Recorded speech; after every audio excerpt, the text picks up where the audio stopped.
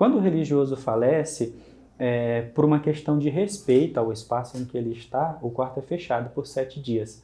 E só quem tem acesso a esse espaço é o superior da comunidade religiosa em que ele reside. Então, passados 7 dias, o superior da comunidade abre o quarto, sozinho ou com alguém autorizado por ele, e aí ele vai verificar os pertences que tem ali, se tem, por exemplo, dinheiro, se tem algum objeto de valor, e a partir daí ele faz uma seleção, digamos, do que deve ser, pode ser doado para outra pessoa, para outro religioso, o que deve ser guardado, o que deve ser colocado para doação.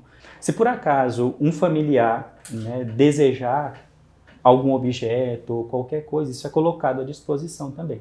Mas só após os 7 dias, no sentido de manter um respeito por aquele que faleceu, e são memórias dele que está ali e que precisam ser cuidadas com atenção. Inclusive, muitas vezes é nesse processo que, dependendo do religioso, vamos supor que seja alguém que tem ares de santidade, essas coisas são guardadas para um processo de beatificação futura, por exemplo, né? O cemitério, sendo de uma congregação religiosa, é destinado de modo especial para os religiosos da congregação, né? Esses, quando falecem, são destinados a esse local. É claro que, se por acaso a família desejar que esse religioso, ao falecer, fique num cemitério da família, a congregação respeita esse desejo do familiar. Mas, do contrário, todos os religiosos são sepultados nesse cemitério. Mas, às vezes, tem alguns que fazem isso, né?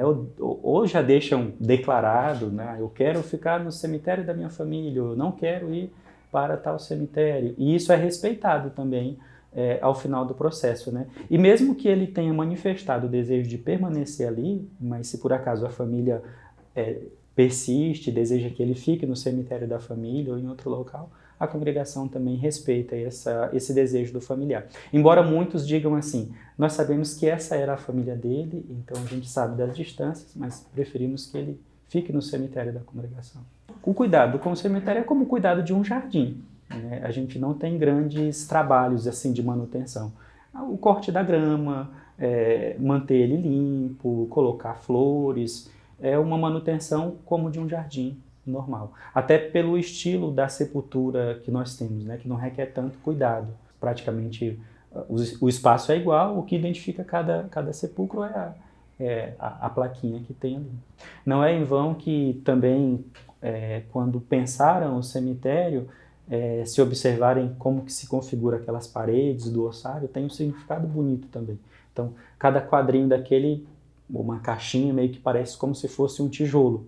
E Padre Aurélio Mariotto, quando idealizou, então pensa-se aquelas paredes como caixas, em cima tem um Cristo, e se a gente observa bem com os detalhes, tem umas artes que saem do Cristo, e a imagem do Cristo ressuscitado que vence a morte, né? Então aquelas artes representam as amarras da morte, que são quebradas, todas elas são rompidas, né? Algumas poucas estão ligadas a Cristo, mas outras só saem da parede e vão na direção de Cristo, ou seja, foram rompidas. O cemitério, talvez como um outro também, mas o nosso de um modo especial, é o espaço de oração em que você pode, talvez, olhar ali para cada um e pensar, sei lá, como o Padre Augusto, um comunicador, né, e pedir essa força, essa graça, olhar para um outro que teve capacidade de administrar, outro que teve capacidade de aconselhar, então se torna um ambiente muito forte de oração para quem está ali. As funções que a gente desempenha aqui na casa, por vezes elas são, ou a própria pessoa se dispõe, o próprio religioso se dispõe a assumir a função, ou então você é convidado a participar. No meu caso, eu me dispus a fazer esse trabalho,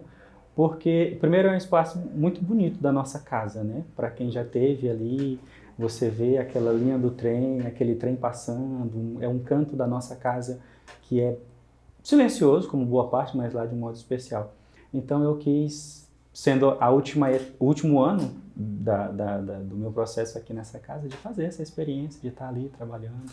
Anualmente a gente faz uma celebração aberta para a comunidade e normalmente alguns familiares aparecem ou se fazem presente quando se trata de um religioso que mora próximo, mas principalmente amigos. É muito interessante ver isso, que as pessoas que vêm a essa missa de finados são pessoas da paróquia, que tem aqui ao lado, mas muitas vezes são familiares, que às vezes optam em não ir no cemitério da cidade, porque às vezes tem muita gente, e vêm aqui para rezar com um padre que ela conheceu, um religioso com quem ela conviveu. Por uma indicação sanitária, essas exumações são feitas a cada 5 anos a partir da data do falecimento. E a data, ou o tempo, é determinado não por nós, mas por uma questão sanitária mesmo, que se recomenda por um estudo ou avaliações de que após 5 anos é que esse corpo talvez terá a condição de ser realizada uma exumação. Normalmente uma equipe de frátres, né, em que meio que a gente vai formando essa equipe no decorrer do ano, ou seja, sai uma pessoa, entra uma outra, de modo que sempre tem alguém que tem alguma experiência nessa atividade. Que, em tese, não tem grande segredo de como fazer, de como proceder. O principal cuidado é o respeito com a pessoa que está ali, com seus restos mortais, e o cuidado com a higiene pessoal, porque como é algo que ficou ali fechado, então pode sim ter alguma bactéria, então os principais cuidados são esses. E quando a gente faz esse ato, é feita uma oração, o formulário de bênçãos tem lá um ritual que prescreve como se faz uma exumação, segundo o rito litúrgico, então o padre vai, faz a bênção da sepultura, a oração, quando os ossos são retirados e colocados na caixa de exumação, é feito novamente uma oração, asperge de água benta, e então é levado para o local, o ossário. O tema da morte, ela é pouco tratada por nós, de modo especial, porque parece ser algo que a gente pensa que não vai acontecer conosco, parece que é sempre algo com um terceiro.